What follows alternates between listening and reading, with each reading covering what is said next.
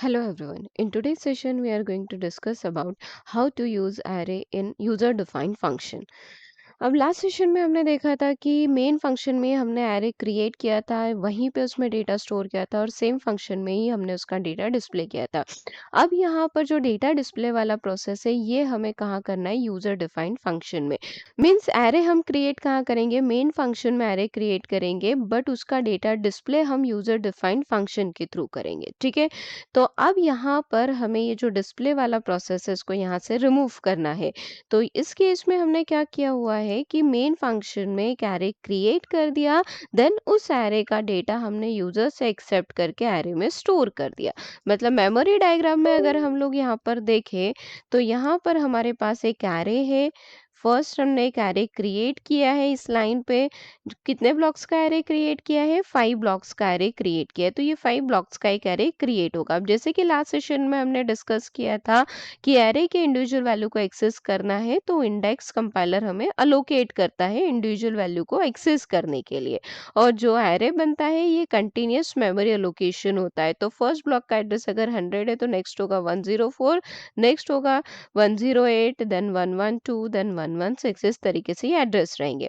अब यहाँ पर हमने यूजर को डेटा एंटर करने का बोला है, देन डेटा को स्कैन करके मेमोरी में स्टोर किया है। सपोज यूजर ने डेटा एंटर किया है 10, 20, 30, 40 एंड 50। ठीक है, तो ये डेटा हमने स्टोर कर दिया। अब हमें क्या करना है, इस डेटा को यूजर डिफाइंड फंक्शन के थ्रू डिस्प्ले करना है। तो यहाँ पर हम लोग क्या करेंगे, एक यूजर डिफाइंड फंक्शन बना देंगे डिस्प्ले नाम से। ठीक है, अब जो एरे हमने क्रिएट किया है वो कहाँ पर है, मेन फंक्शन में। ठीक है, अब मेन फंक्शन में जो एरे क्रिएट हुआ है उसे यूज कहाँ करना है, हमें इस डिस्प्ले फंक्शन में यूज करना है। तो डिस्प्ले फंक्शन में उस एरे को यूज करने के लिए हमें उस एरे को फंक्शन में पास करना होगा। तो डेटा स्टोर के बाद हमें डेटा को डिस्प्ले करना है। इसके लिए हम यहाँ पर ये फंक्शन कॉल करेंगे। डेटा डिस्प्ले करने के लिए हमें क्या करना होगा, डिस्प्ले फंक्शन को कॉल करना होगा। अब जब हम डिस्प्ले फंक्शन को कॉल करेंगे तो ये जो एरे है इस एरे को हम फंक्शन में पास करेंगे। अब एरे को फंक्शन में पास कैसे किया जाता है, तो जब भी हमें एरे को फंक्शन में पास करना है तो हम पास करते हैं सिर्फ और सिर्फ एरे का नेम। अब सिर्फ एरे का नेम क्यों पास करते हैं, क्योंकि जब हम कोई एरे क्रिएट करते हैं तो कंपाइलर इंटरनली एक पॉइंटर क्रिएट करता है। किस नाम से पॉइंटर बनाता है, जिस नाम का एरे है उसी नाम से पॉइंटर बनाता है। और एरे का जो बेस एड्रेस है वो बेस एड्रेस उस पॉइंटर में स्टोर कर देता है और इस पॉइंटर को कांस्टेंट कर देता है। ठीक है, तो कांस्टेंट पॉइंटर में एरे का बेस एड्रेस ये स्टोर करता है। अब ऐसा प्रोसेस क्यों होता है, क्योंकि हमेशा याद रखना जब तक हमारे पास एरे का बेस एड्रेस है तब तक हम एरे की सारी वैल्यूज को एक्सेस कर सकते हैं। बट अगर हमारे पास बेस एड्रेस नहीं है तो हम एरे के किसी भी एलिमेंट को एक्सेस नहीं कर पाएंगे। तो इसके लिए कंपाइलर एक कांस्टेंट पॉइंटर बनाएगा और उस पॉइंटर के अंदर एरे का बेस एड्रेस स्टोर कर देगा। अब कांस्टेंट पॉइंटर होने की वजह से ये वैल्यू को हम चेंज नहीं कर पाएंगे। ठीक है, तो जब भी हम लिखेंगे ARR तो ARR मतलब इसके अंदर का वैल्यू हमें मिलेगा जो कि क्या है, एरे का बेस एड्रेस है। तो जब हम फंक्शन में एरे का नाम पास करेंगे तो एक्चुअल में पास क्या होगा, एरे का बेस एड्रेस होगा। और कैसे मिलेगा बेस एड्रेस, तो ये पूरा बैकग्राउंड कंसेप्ट है। ठीक है, तो अब यहाँ से एड्रेस पास किया है तो रिसीव करने के लिए क्या रिक्वायर्ड होगा, एक पॉइंटर रिक्वायर्ड होगा। तो यहाँ पर हम एक पॉइंटर क्रिएट कर देंगे। अब पॉइंटर किस टाइप का लगेगा, तो देखो इस ब्लॉक का एड्रेस हमने पास किया है। ठीक है, तो हमने पॉइंटर में पढ़ा है कि इंटीजर मेमोरी का एड्रेस स्टोर करना है तो पॉइंटर इंटीजर लगेगा, फ्लोट टाइप की मेमोरी का एड्रेस स्टोर करना है तो फ्लोट पॉइंटर लगेगा। मतलब जिस टाइप की मेमोरी का एड्रेस हमें स्टोर करना है सेम टाइम का पॉइंटर हमें रिक्वायर्ड है, राइट। तो देखो अब यहाँ पर हमें इस ब्लॉक का एड्रेस स्टोर करना है तो इस ब्लॉक का टाइप क्या है, तो देखो हमने एरे किस टाइप का बनाया, इंटीजर टाइप का। मतलब ये जो कलेक्शन है वो किस टाइप की मेमोरीज का, इंटीजर टाइप की मेमोरीज का है। तो ये जो ब्लॉक है इसका टाइप क्या है, इंटीजर। तो इंटीजर ब्लॉक का एड्रेस अगर मुझे स्टोर करना है तो उसके लिए पॉइंटर भी कौन सा रिक्वायर्ड होगा, इंटीजर पॉइंटर रिक्वायर्ड होगा। तो यहाँ पर डिस्प्ले फंक्शन में एक पॉइंटर क्रिएट हो जाएगा। किस नाम से क्रिएट किया हमने पॉइंटर, PTR। तो PTR नाम का पॉइंटर बनेगा और एरे का बेस एड्रेस यहाँ पर पर स्टोर हो जाएगा। अब हमें क्या करना है, इस एड्रेस के थ्रू इस मेमोरी को एक्सेस करना है और ये डेटा प्रिंट करना है। तो यहाँ पर भी हमें मल्टीपल वैल्यू प्रिंट करनी है, तो उसके लिए एक लूप अप्लाई करना होगा और लूप को हैंडल करने के लिए एक वेरिएबल रिक्वायर्ड होगा। तो एक वेरिएबल बना दिया हमने आई। देन फिर हमने यहाँ पर इम्प्लीमेंट किया फॉर लूप, जिसमें आई का वैल्यू हमने स्टार्ट किया 0 से। क्यों? क्योंकि हमें 0th इंडेक्स से वैल्यू को डिस्प्ले करना है। ठीक है, अब यहाँ पर कब तक लूप इटरेट होना चाहिए? 4 तक इटरेट होना चाहिए। तो i is less than equals to 4 यहाँ पर हमने मेंशन कर दिया। Then i plus plus. अब हमें क्या करना है, डेटा को प्रिंट करना है। तो प्रिंट करने के लिए हम क्या करेंगे, यहाँ पर यूज करेंगे printf फंक्शन। जो वैल्यू डिस्प्ले करनी है वो हर एक वैल्यू का टाइप है इंटीजर, इसलिए इंटीजर का स्पेसिफायर। हर एक वैल्यू न्यू लाइन पे आनी चाहिए, इसके लिए हमने मेंशन किया /n। अब हमें डेटा कौन सा प्रिंट करना है, ये 10 वैल्यू प्रिंट करना है। तो प्रिंट करने के लिए हम मेंशन करेंगे ptr ऑफ i। ठीक है, तो ptr ऑफ i क्यों लिखा हमने, तो ये देखो यहाँ पर ptr ऑफ i, तो i का वैल्यू कितना है 0, मतलब ये सिंटेक्स क्या बनेगा, ptr ऑफ 0 बनेगा। ptr of 0। अब एक्चुअल में ये ब्रेक कैसे होता है, मतलब ये जो स्क्वायर ब्रैकेट है इसको कंपाइलर कैसे ऑपरेट करता है, तो ये ऑपरेट होता है ptr प्लस 0 कंप्लीट का वैल्यू। तो ptr मतलब कितना, 100। 100 प्लस 0 कितना, तो 100 प्लस 0 हो जाएगा 100। तो यहाँ पर हमें मिला वैल्यू एट एड्रेस 100। तो अब देखो वैल्यू एट एड्रेस 100 क्या है, स्टार को कैसे ऑपरेट करते हैं हमने पॉइंटर में पढ़ा है। तो वैल्यू एट एड्रेस 100 कितना है, 10। तो यहाँ पर इसको जब हम सॉल्व करेंगे तो ये वैल्यू कितना देगा, 10 देगा। मतलब फर्स्ट इटरेशन में यहाँ पर डेटा क्या प्रिंट होगा, 10 प्रिंट होगा। अब जब i का वैल्यू इंक्रीज हो जाएगा तो होगा वैल्यू 1। अब जब i का वैल्यू इंक्रीज होने के बाद 1 हो जाएगा तो ये 0 की प्लेस पे क्या आ जाएगा, 1 आ जाएगा। तो 100 प्लस 1। अब हमने पॉइंटर में पढ़ा है कि इंटीजर पॉइंटर को अगर हम 1 से इंक्रीज करते हैं तो वो 4 से इंक्रीज होता है। क्यों होता है, क्या होता है, तो ये सब चीजें हमने पॉइंटर में पढ़ी हुई है। तो इंटीजर पॉइंटर में +1 करेंगे तो 4 से इंक्रीज होगा। तो नेक्स्ट एड्रेस हमें कितना मिलेगा, 104। तो वैल्यू एट एड्रेस 104। तो वैल्यू एट एड्रेस 104 कितना है, 20 है। तो यहाँ पर प्रिंट कितना होगा, 20 प्रिंट होगा।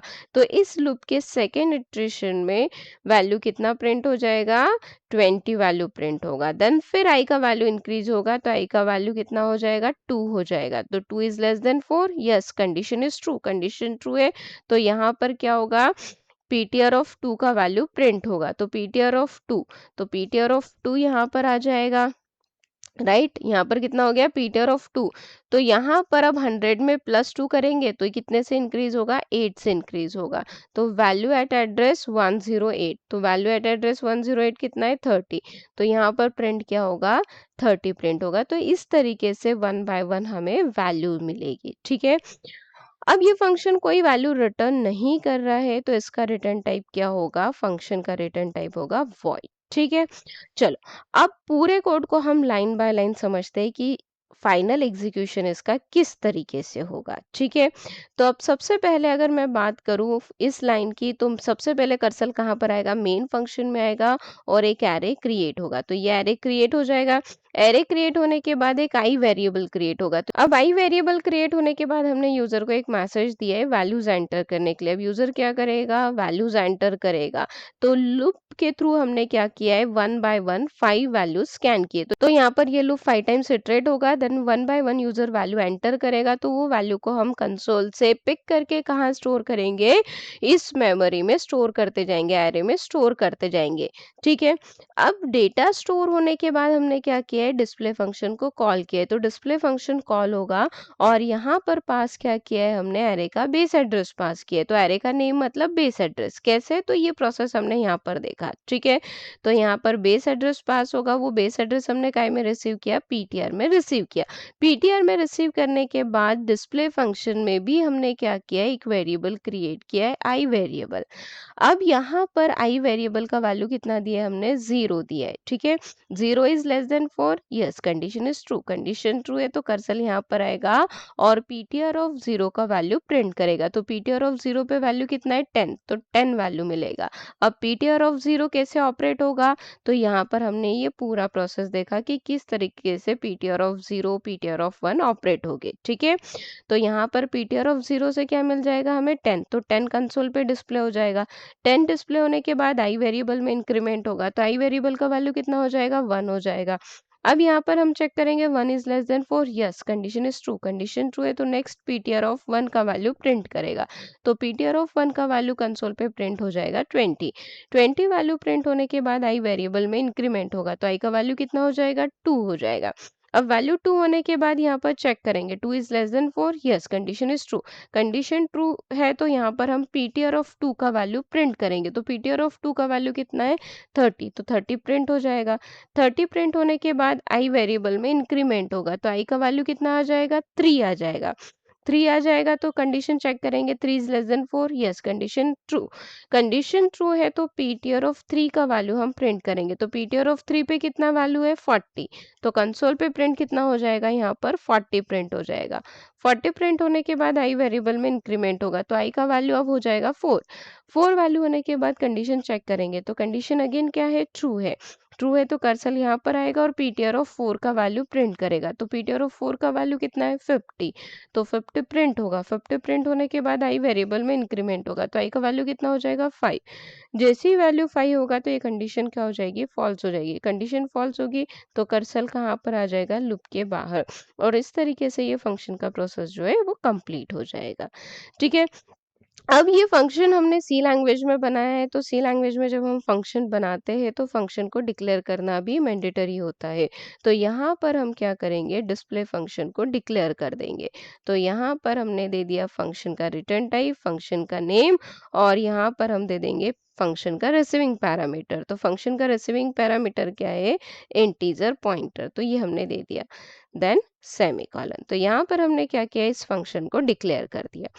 अब मेन फंक्शन में जो एरे हमने क्रिएट किया उसका डेटा हमने कहाँ पर डिस्प्ले किया डिस्प्ले फंक्शन में, मतलब जो मेन फंक्शन में हमने एरे बनाया है उसको हम डिस्प्ले कहाँ पर कर रहे हैं डिस्प्ले फंक्शन में कर रहे हैं। तो चलो चेक करते हैं एक बार कि डिस्प्ले फंक्शन के थ्रू हमें करेक्ट रिजल्ट मिल रहा है या नहीं मिल रहा है। अब यहाँ पर 5 वैल्यूज हमें एंटर करनी है, तो फर्स्ट वैल्यू दे दिया 10, देन 20, 30, 40 एंड 50, ये 5 वैल्यू हमने एंटर कर दी। देन एंटर, तो ये देखो ये प्रॉपरली 10, 20, 30, 40, 50 ये प्रॉपर डेटा हमारा डिस्प्ले हो गया, मतलब हमारा जो डिस्प्ले फंक्शन है ये प्रॉपरली वर्क कर रहा है। आई होप सारे पॉइंट्स सभी को क्लियर हो गए। In case if you have any doubt then please write in a comment section. Thank you.